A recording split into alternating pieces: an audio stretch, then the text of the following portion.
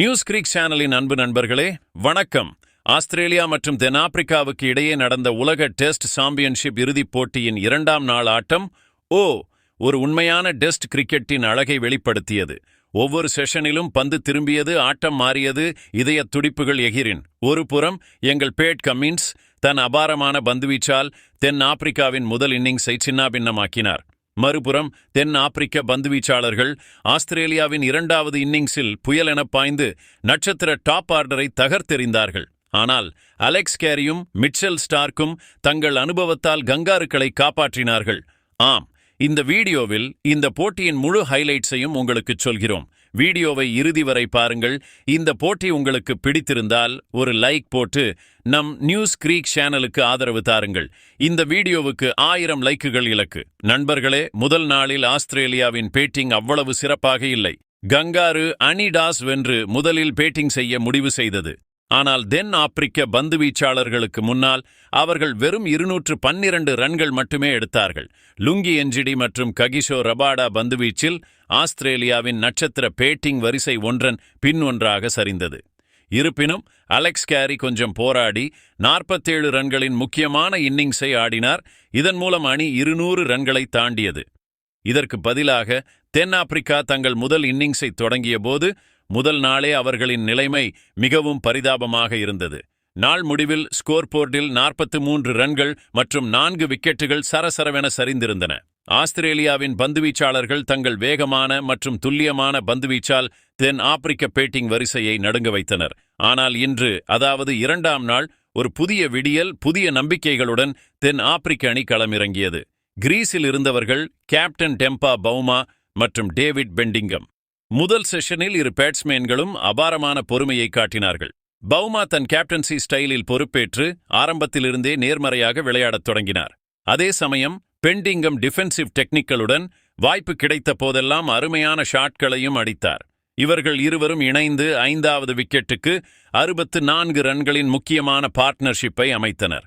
தென் Africa இப்போது ஆஸ்திரேலியாவுக்கு கடுமையான சவாலை அளிக்க தயாராக இருப்பது போல் தோன்றியது. பந்துவீச்சாளர்களுக்கு பிட்சில் இருந்து பெரிய அளவில் உதவிகள் கிடைக்கவில்லை.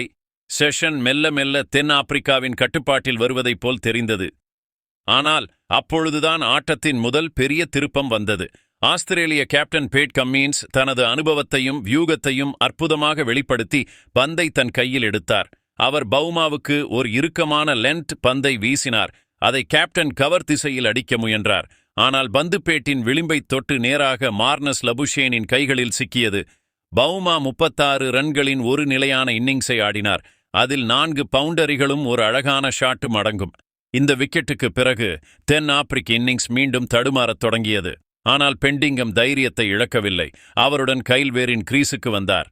இவர்கள் இருவரும் இணைந்து செஷனின் மீதமிருந்த ஓவர்களை வேறு எந்த விக்கெட்டையும் இழக்காமல் கடந்தனர். முதல் செஷன் முடிவில் தென் ஆப்பிரிக்கா 121 ரன்கள் எடுத்திருந்தது.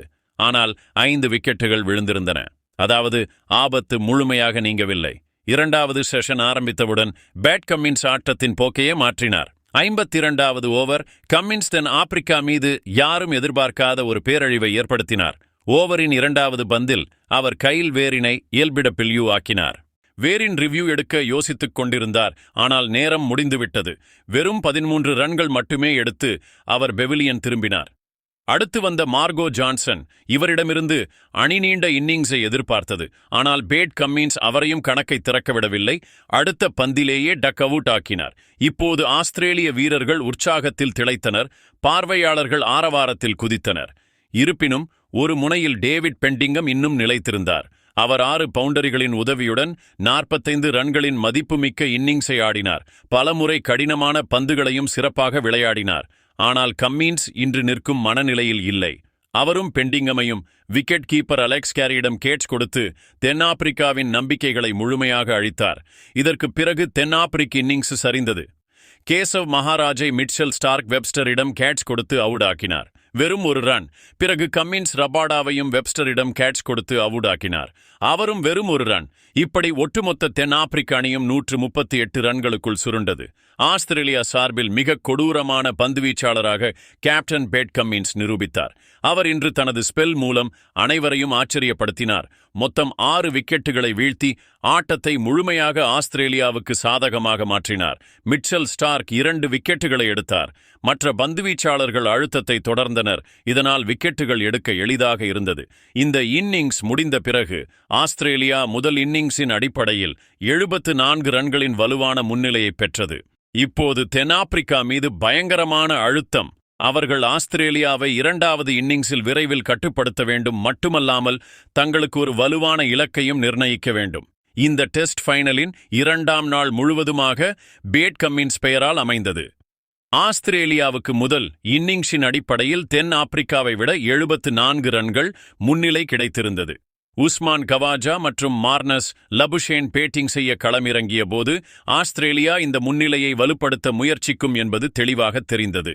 முதல் 10 ஓவர்கள் வரை இரு பேட்ஸ்மேன்களும் கவனமாக விளையாடி பிட்சை புரிந்து கொண்டனர், மேலும் பந்துவீச்சாளர்களுக்கு மரியாதை கொடுத்தனர். இந்த நேரத்தில் ஸ்கோர் போர்டில் வெறும் 28 ரன்கள் மட்டுமே சேர்ந்திருந்தன. ஆனால் ஆஸ்திரேலியா எந்த விக்கெட்டையும் இழக்கவில்லை. ஆனால் கிரிக்கெட்டின் உண்மையான சுவை அதன் நிச்சயமற்ற தன்மையில் மறைந்துள்ளது. மேலும் 11வது ஓவர் இந்த போட்டியின் திருப்பு முனையாக அமைந்தது. பந்துவீச்சாளர் தென்னாப்பிரிக்காவின் வேகமான மற்றும் ஆக்ரோஷமான பந்துவீச்சாளர் ககிசோ ரபாடா. அவர் முதலில் உஸ்மான் கவாஜாவுக்கு ஒரு ஷார்ட் லென்த் பந்தை வீசினார். அது மெதுவாக வெளிவிளிம்பை தொட்டு நேராக விக்கெட் கீப்பரின் கைகளில் சிக்கியது. கவாஜா வெறும் 6 ரன்கள் மட்டுமே எடுத்து பெவிலியன் திரும்பினார். ஆஸ்திரேலியாவுக்கு முதல் அடி விழுந்தது. ஆனால் கதை இத்துடன் முடிவடையவில்லை. ரபாடா அதே ஓவரில் 2வது முறையாக தாக்கினார். இந்த முறை இலக்கு கேமரூன் கிரீன் இன்னும் கிரீஸில் நிலைக்கவில்லை. ரபாடாவின் எகிரிய பந்து அவரை சிக்க வைத்தது. ஒரு அற்புதமான கேட்ச் ஸ்லிப்பில் பிடிக்கப்பட்டது. கிரீன் கணக்கை திறக்கவில்லை. ஆஸ்திரேலியா தொடர்ந்து 2 பந்துகளில் 2 விக்கெட்டுகளை இழந்து போட்டி திடீரென்று ஒரு பரபரப்பான திருப்பத்தை அடைந்தது. இப்போது கிரீஸில் இருந்தவர்கள் ஸ்மித் மற்றும் லபுஷேன், ஆஸ்திரேலியாவின் நம்பிக்கைகள். இருவரும் இணைந்து இன்னிங்ஸை சரி செய்ய முயன்றனர். ஆனால் தென்னாப்பிரிக்க பந்துவீச்சாளர்கள் இன்று ஒரு தனி லயத்தில் இருந்தனர். லபுஷேன் சில கிளாசிக் கவர் டிரைவ்களை அடித்தாலும் 18வது ஓவரில் மார்கோ ஜான்சனின் ஷார்ட் பிட்ச் பந்து அவரை ஏமாற்றியது. பந்து மெதுவாக வெளியே சென்றது. லபுஷேன் அதை அடிக்க முயன்றார். ஆனால் பந்து பேட்டின் விளிம்பை தொட்டு நேராக விக்கெட் கீப்பரின் கைகளில் சிக்கியது. 22 ரன்களின் நிலையான இன்னிங்ஸ் முடிவடைந்தது. ஆஸ்திரேலியாவின் ஸ்கோர் 54 ரன்களுக்கு 3 விக்கெட்டுகள். இதற்கு பிறகு நடந்தது ஆஸ்திரேலிய ட்ரெஸ்ஸிங் ரூமில் கவலைக்கோடுகளை உருவாக்கியது. 19வது ஓவர் லுங்கி என்ஜிடி பந்துவீச்சில். அவருக்கு எதிரில் இருந்தவர் ஸ்டீவ் ஸ்மித். இவரிடமிருந்து ஆஸ்திரேலியா ஒரு முனையை தாங்குவார் என்று எதிர்பார்த்தது. ஆனால் என்ஜிடி தனது துல்லியமான லைன் மற்றும் லெந்தால் ஸ்மித்தை ஏமாற்றி ஒரு அற்புதமான பந்தில் அவரை நேராக ஃப்ரண்ட் பேடில் சிக்க வைத்தார். அம்பையரின் விரல் உயர்ந்துவிட்டது. ஸ்மித் வெறும் 13 ரன்கள் மட்டுமே எடுத்து ஏல்பிடபிள்யூ அவுட் ஆனார். இப்போது ஸ்கோர் 48-4, அதாவது ஆஸ்திரேலியாவின் பாதி அணி அவுட் மற்றும் முன்னிலை வெறும் சற்று மட்டுமே அதிகரித்தது. ஆனால் ஆபத்து இன்னும் நீங்கவில்லை. 64 ரன்கள் என்ற ஸ்கோரில் லுங்கி என்ஜிடி மீண்டும் தாக்கினார். இந்த முறை அவரது பலி வெப்ஸ்டர். பந்து நேராக பேடில் பட்டது. அம்பையர் தாமதமின்றி விரலை உயர்த்தினார். வெப்ஸ்டரும் ஏல்பிடபிள்யூ அவுட். ஆஸ்திரேலியாவின் 5வது விக்கெட் விழுந்திருந்தது. ஸ்கோர் போர்டில் பதற்றம் அதிகரித்துக் கொண்டிருந்தது.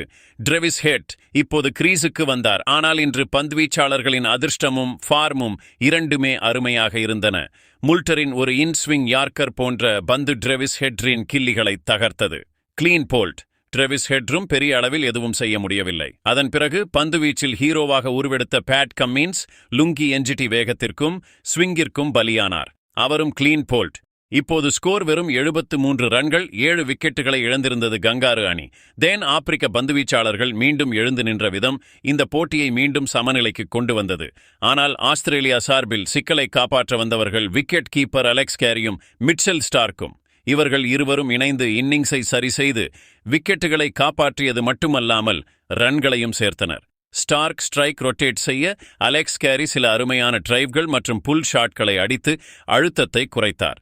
இருவரும் இணைந்து ஒரு முக்கியமான அரைசத பார்ட்னர்ஷிப்பை அமைத்தனர். இந்த பார்ட்னர்ஷிப் ஆஸ்திரேலியாவை மீண்டும் போட்டியில் நிலைநிறுத்தியது. மேலும் தென்னாப்பிரிக்க பந்துவீச்சாளர்களின் வேகத்தை சிறிது நேரத்திற்கு நிறுத்தியது. அலெக்ஸ் கேரி குறிப்பாக தனது டெக்னிக் மற்றும் புத்திசாலித்தனமான பேட்டிங்கால் அனைவரையும் கவர்ந்தார்.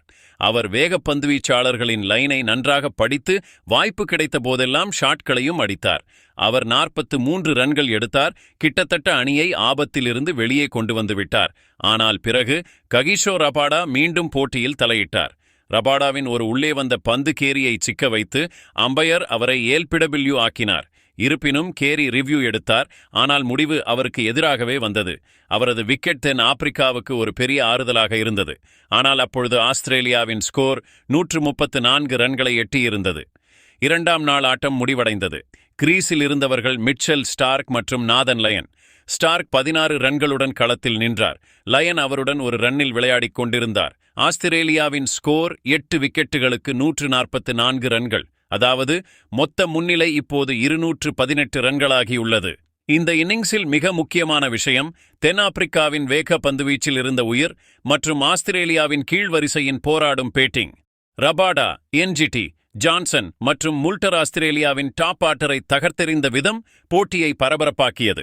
ஆனால் மறுபுறம் கேரி மற்றும் ஸ்டார்க் பார்ட்னர்ஷிப் ஆஸ்திரேலியாவுக்கு மீண்டும் முன்னிலையை பெற்றுத் தந்துள்ளது. இப்போது 3ஆம் நாள் ஆரம்பம் மிகவும் முக்கியமானது. ஆஸ்திரேலியா இந்த முன்னிலையை 250 ரன்கள் வரை கொண்டு சென்று போட்டியில் முழுமையான கட்டுப்பாட்டை பெறுமா, அல்லது தென் ஆப்பிரிக்கா 3ஆம் நாள் காலை ஈரப்பதத்தை பயன்படுத்தி மீதமுள்ள 2 விக்கெட்டுகளை விரைவாக வீழ்த்துவார்களா? நண்பர்களே, இதை பற்றி உங்களின் கருத்துக்களை கமெண்ட் செய்யுங்கள். நம் நியூஸ் கிரீக் சேனலை லைக் செய்து, ஷேர் செய்து, சப்ஸ்கிரைப் செய்து ஆதரவு தாருங்கள். நன்றி.